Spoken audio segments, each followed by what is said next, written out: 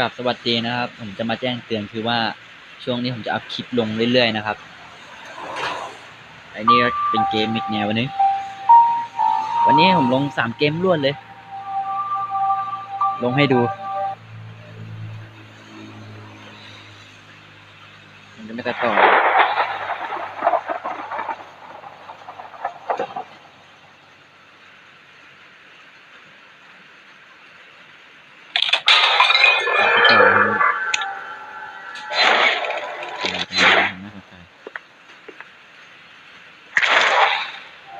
ขอทำธุระสักแป๊บขอมาหมุนลูกเต๋าเล่นก่อนหมดแล้วนะวันนี้ผมจะมาเล่น Survival คน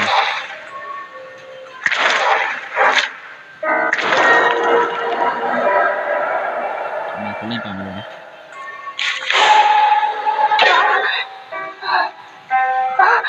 คนเล่นเยอยู่กดสิครับ2 คนนะครับ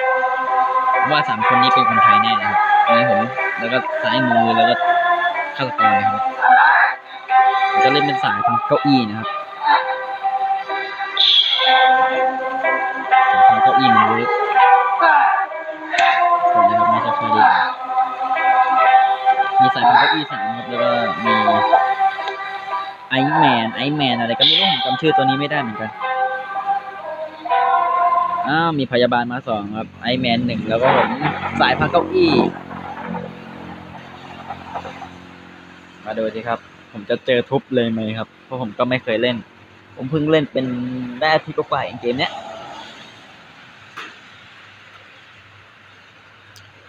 มาลุยกันวันนี้เดี๋ยวลง3 เกมมีฟรีไฟลงไปแล้วแล้วต่อไปก็มาเกมนี้แล้วก็ต่อไป RV ลงให้เยอะคลิปอะไม่จะช้าดีแล้วผมอะเป็นยังผมสักคนสักอย่างไปหาเครื่องเข้ารหัสกันดีกว่า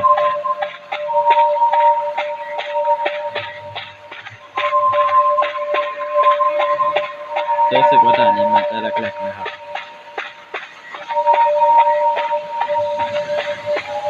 เจอเครื่องเข้ารหัสแล้วผมเข้าไปพังเก้าอี้ตรงนี้ก่อน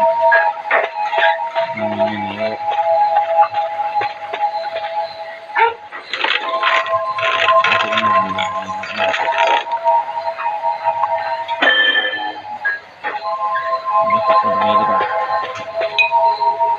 อันนี้ใครก็ไม่รู้ครับตอนนี้จะเพิ่งมาชวนเห็นอัน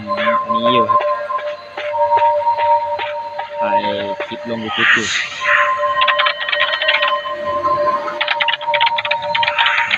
ไม่ได้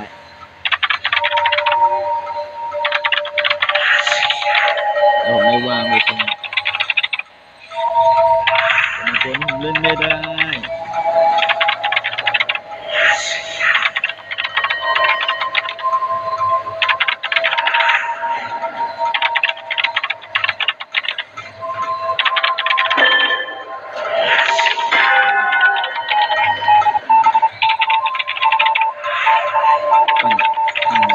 ปั่นไฟอย่างนี้อันนี้ก็เล่นดีเลยเด็ดตายคนนั้นผมไม่เคยเล่นเหมือนกันขอใช้เสียงฟังข้ามก่อนครับนี่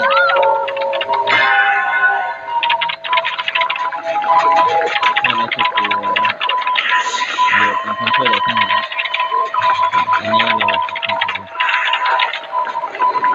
วิธีจะปั่นไฟตั้งนะหลุม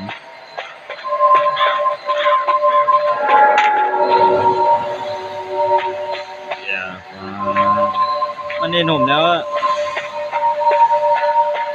ไม่ได้ทำไมเพื่อนเราเป็นยังไงกันแล้วเล่นตัวนี้ด้วย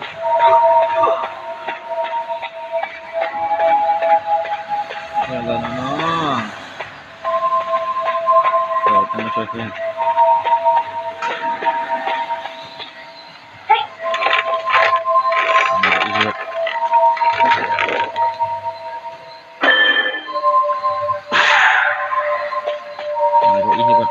ช่วยคนนี้ผมว่าช่วยคนนั้นไม่ทัน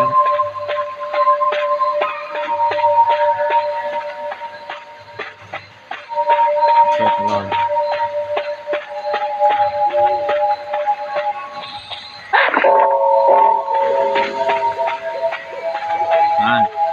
โดน3 คนเลยไปทุก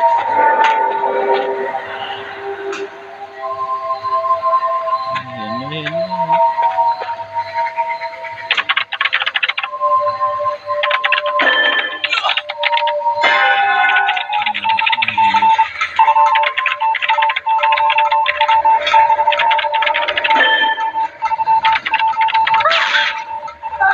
ดูรอแล้วหมดก่อนเลยครับอย่างแรกเราดูตำแหน่งเราแล้วอี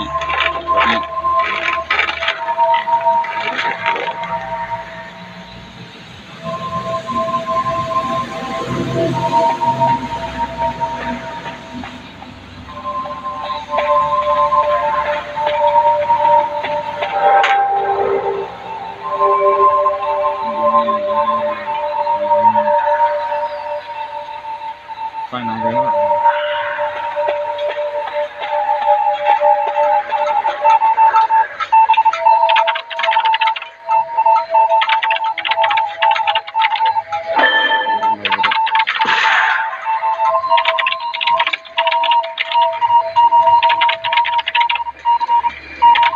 คนรับอยู่คนเยอะ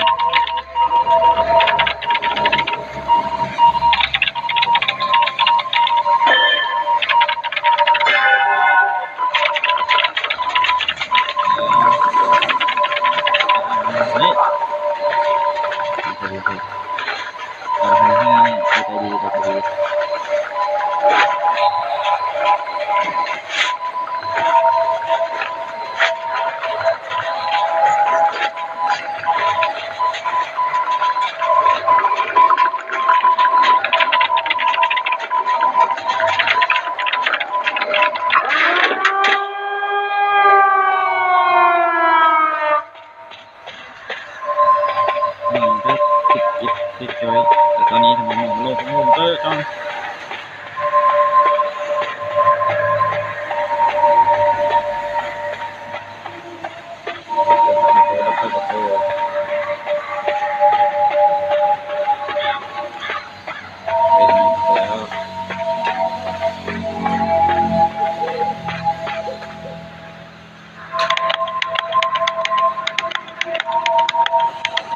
เอาไปเลยนะครับตอน2 ทุ่มก็ประกาศทีนะครับเดี๋ยวผมสตรีมไลฟ์สดใครอยากเล่นกับผมเอาวีนะครับเจอกันได้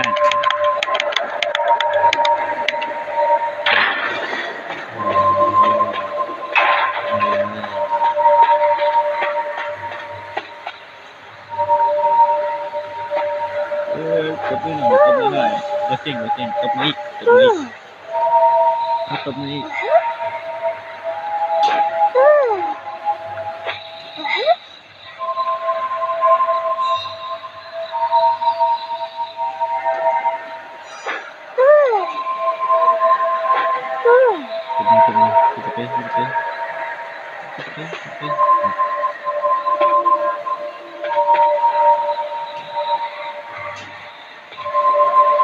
มีล้อเลียนไม่เจอลงหัวเอาไป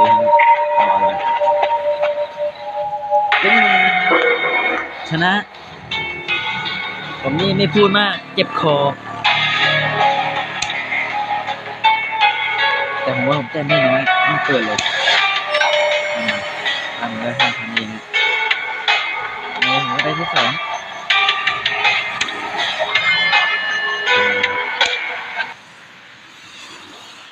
ขอบคุณครับสวัสดีครับจบเกมเลยนะครับปิดคลิปเพียงเท่านี้นะครับ